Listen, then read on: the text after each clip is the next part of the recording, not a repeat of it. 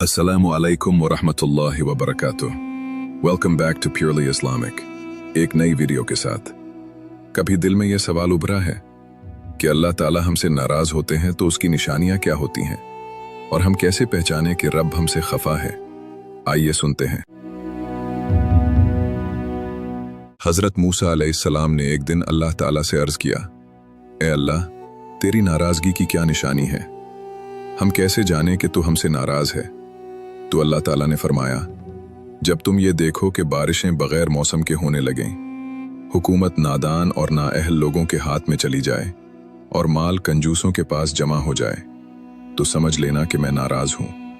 याद रखो, अल्लाह की नाराजगी सिर्फ अल्फाज में नहीं आती, वो हालात की सूरत में कौमों पर नाजिल होती है।